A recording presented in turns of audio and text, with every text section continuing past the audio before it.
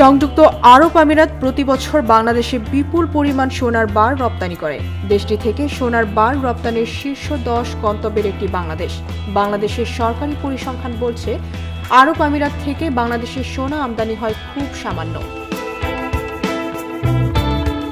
দুই দেশের সোনা বাণিজ্যের হিসাবে এই গড়মিলের কারণ, বেশিরভাগ সোনার বার আসে অবৈধভাবে। অবৈধ সোনা বাণিজ্যের কারণে বাংলাদেশ রাজস্ব হারায়। অন্যদিকে অপরাধ ও চোরাচালানে ব্যবহার করা হয় অবৈধভাবে আসা সোনা।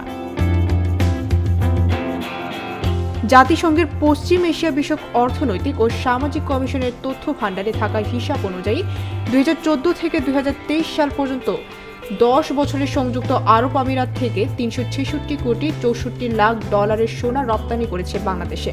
তাদের এই তথ্যের সূত্র জাতিসংঘের পণ্য বাণিজ্যের তথ্য ভাণ্ডার UN-COM ট্রেড ও আরব আমিরাত কর্তৃপক্ষ।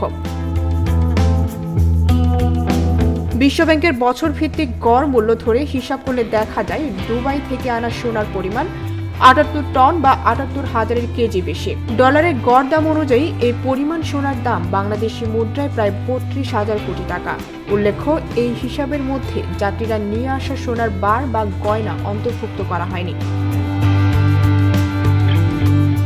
নাম প্রকাশ না করার শর্তে দেশের একজন সোনা ব্যবসায়িক সংবাদ মাধ্যমকে বলেন, বাংলাদেশের সোনা যে অবৈধভাবে আসে তার বড় অংশ ভারতে পাচার হয়, সেটা সবার জানা।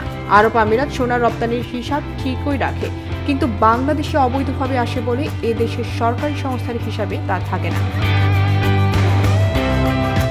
ডেস্ক রিপোর্ট, ভোরের পাতা।